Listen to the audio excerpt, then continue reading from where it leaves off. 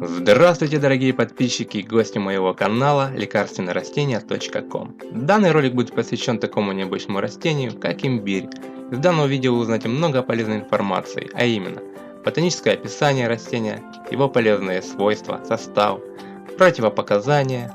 Узнаете, как необходимо хранить растения, как правильно сделать имбирный чай, а также узнаете 5 причин, почему имбирь стоит есть каждый день. Ну что, поехали! Имбирь – это многолетнее травянистое растение с продолговатыми листиками и соцветиями розового цвета. Родиной растения является север Индии, и именно отсюда пряность поступала на рынок средневековой Европы. Позже растения стали выращивать в Китае, Таиланде и других странах. Традиционно благоприятным ареалом произрастания считаются теплые и влажные тропики. На сегодняшний день существует много разновидностей имбиря, однако культивируются лишь некоторые из них. Они отличаются остротой вкуса, запахом и размером. Высота растения может достигать до 1,5 метра. Пряность в дикой природе может расти десятки лет. Его корневища разрастаются глубоко под землей и каждый год дают новые побеги в непосредственной близости друг от друга. У растения очень интересный цветок, но не он является истинной ценностью. Знаменит имбирь благодаря своему корневищу. Именно данная часть растения обладает необычайными вкусовыми качествами и целебными свойствами. С него делают различные настойки, пиво, ликеры, цукаты, соусы и даже варенье. Его добавляют в выпечку и блюда из мяса. И, конечно же, его употребляют в лечебных целях для борьбы со многими недугами. На плантациях, где растения выращивают в коммерческих целях, оно рассматривается как однолетний. За один сезон, который обычно длится 6-8 месяцев, из семян или делянок вырастает полноценное растение с развитым корнем. Чем старше корень, тем больше в нем горечи и меньше легкого аромата. Различают черный и белый имбирь. Первый – это неочищенный корень, не прошедший никакие виды обработки. Белый – тот, который избавлен от верхнего плотного слоя кожицы, тщательно вымытый и высушенный. Внутри имбирь может быть светлого цвета, чуть желтоватым или зеленоватым. Есть экзотические виды, мякоть которых может иметь голубые прожилки, запах керосина и другие необычные особенности. О полезных свойствах имбиря можно слагать легенды. Прослеживая историю этого корня, можно заметить, что чуть ли не каждое поколение обнаружило все новые и новые полезные свойства. В итоге сложилось прочное убеждение, что имбирь является чуть ли не панацеей от всех болезней, и это недалеко от истины. У имбиря огромное количество полезных свойств, поскольку у него в составе множество нужных организму веществ. В состав корня растения входят фосфор, магний, кремний, натрий, марганец, калий, германий, кальций, железо, хром, каприловая кислота, алюминий, никотиновая кислота, линолеевая кислота, леиновая кислота, аспаргин, витамин С, жиры, холин. Он содержит огромное количество аминокислот, которые должны присутствовать по обязательном порядке в организме. Среди них метионин, лизин, фенилаланин, трианин, триптофан и валин. Основные компоненты корневища – это крахмал, сахар, гингерол, тенгиберен, борнеол, цинеол, камфен, филандрен, централь, бисоболен и фенолол. Благодаря такому богатому составу имбирь обладает противовоспалительными, болеутоляющими, разжижающими, ветрогонными, антиоксидантными, успокоительными и тонизирующими свойствами. Он укрепляет иммунитет, защищает организм от разных паразитов. Стоит также отметить, что практически все вышеуказанные вещества сохраняются не только в свежем имбире, но также и в порошке. А вот маринованный корнеплод не может похвастаться такой же полезностью. Более того, в его составе резко повышается уровень натрия, чей переизбыток в организме может привести к повышению давления и отекам. Помимо этого, в маринад для имбиря часто добавляют искусственные подсластители. По сегодняшний день народные рецепты на основе имбиря используются для лечения всевозможных недугов, а именно при простудных заболеваниях отвар, разведенный сок или чай с имбирем снимает симптомы ОРВИ, гриппа, бронхита, ангины и даже пневмонии, а ингаляции с использованием эфирного масла помогают при заложенности носа. При кишечных расстройствах легкое послабляющее действие имбирного экстракта помогает снять симптомы пищевого отравления, избавить от боли в желудке, вывести из кишечника шлаки и токсины. При гинекологических расстройствах благоприятное действие этого растения сказывается на репродуктивной системе женщины, снимает симптомы воспалительных процессов и облегчает их течение. При нарушениях опорно-двигательного аппарата, в частности имбирь зарекомендовал себя как отличное лекарство при ревматизме, артритах, артрозах и болезненных ощущениях в суставах. При сахарном диабете растение положительно влияет на уровень сахара в крови. При сосудистых патологиях имбирь повышает эластичность капилляров, способствует их очищению, снижает риск образования тромбов и улучшает мозговое кровообращение. От мужских недугов такое средство помогает предотвратить возникновение простатита и повышает либидо. В косметологии маски, кремы, лосьоны на основе имбирного сока или настоя – это волшебное средство от первых признаков старения, повышенной сальности кожи и угревой сыпи. Стоит также отметить, что польза имбиря для мужчин огромна. Имбирь является прекрасным профилактическим средством против развития заболеваний половой сферы. Являясь по сути афродизиаком, имбирь улучшает потенцию и даже лечит бесплодие.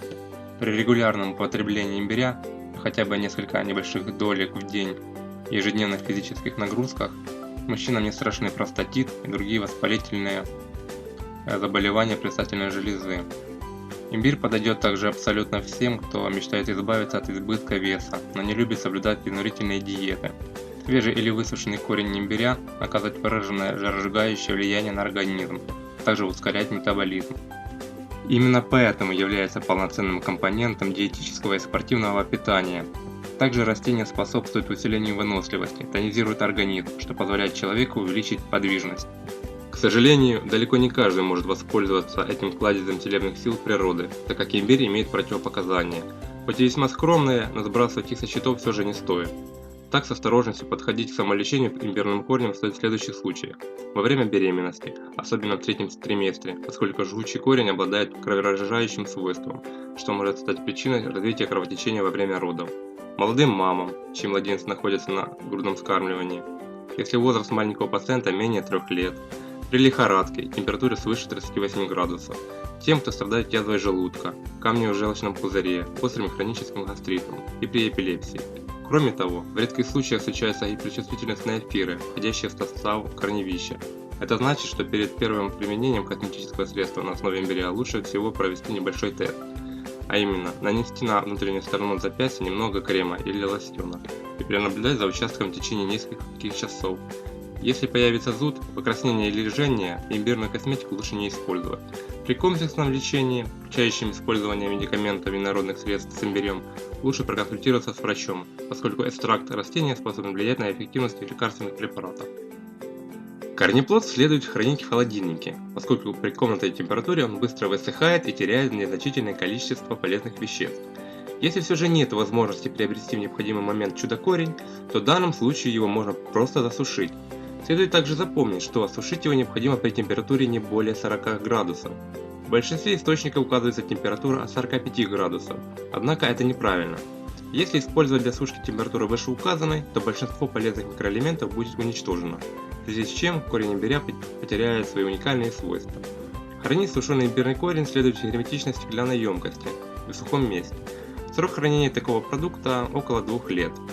Продлить срок хранения пряного корня поможет также заморозка. В таком виде он сохраняется до 6 месяцев, однако теряет свои целебные свойства. Замороженный корень используется преимущественно для придания блюдам особого пряного вкуса. Также корень имбиря можно засахаривать и мариновать. В таком виде имбирь может храниться от 2 до 3 месяцев. Для того, чтобы приготовить самый полезный и самый вкусный имбирный чай, нам понадобятся такие ингредиенты: 10 грамм корня имбиря, 50 грамм меда, пол лимона, пол-литра воды.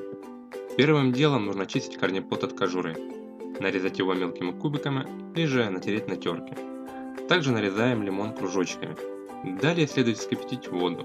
Бросаем 10 грамм натертого имбиря и половину нарезанного лимона в заварничек. Заливаем кипятком и закрываем крышкой. Необходимо дать чудо-снадобью настояться около 20 минут. Еще одно. Важно знать, что мед необходимо добавлять в целебное снадобье только перед употреблением, когда чай остынет, ведь при добавлении его в кипяток он потеряет все свои полезные свойства. Имбирный чай можно употреблять не только в горячем, но и в холодном виде. Особенно полезен данный чай будет для людей, которые желают сбросить лишний вес. 5 причин, почему имбирь стоит употреблять каждый день. Причина номер 1. Борьба с целлюлитом. Скраб с имбирем от целлюлита помогает разогреть кожу и улучшить кровообращение в тканях, убрать отеки и таким образом уменьшить проявление апельсиновой корки. Причина номер 2. Ускорение метаболизма и избавление от тошноты. Если вы испытываете проблемы с пищеварением, работой кишечника или страдаете от приступов тошноты, в том числе от морской болезни, можно пожевать немного имбиря или добавить небольшое количество несвежего корня в чай. Причина номер 3. Укрепление иммунитета. Из-за большого содержания аскорбиновой кислоты, витаминов группы В, А, цинка, кальция, йода и природных антибиотиков, имбирь оказывает укрепляющее действие на организм и повышает сопротивляемость к различным заболеваниям. Причина номер 4. Снятие боли. Имбирь отлично справляется с воспалительными процессами и болью, в том числе и мышечной, после интенсивных тренировок, а также периодическими болями у женщин. Причина номер 5. Афродизиак. Имбирь описан еще в Камасутре и фигурирует в некоторых легендах как средство, разжигающее внутренний огонь. Он стимулирует кровообращение и помогает выработке гормонов, повышает чувствительность. Как видите, корень имбиря – это практически универсальное лекарственное средство, помогающее от множества болезней. Если ваше знакомство с имбирем еще не состоялось, знайте, пора это срочно исправлять. Дорогие подписчики и гости канала лекарственнорастения.com, это мое первое видео и надеюсь оно вам понравилось. Конечно, диктор с меня еще тот, но в дальнейшем буду работать над этим. Если данный ролик был вам интересен и, что немаловажно, полезен, поддержите его лайком. Подписывайтесь на канал и напишите в комментариях, о каком следующем растении вы бы хотели увидеть видео. Спасибо за просмотр, дальше будет еще интереснее.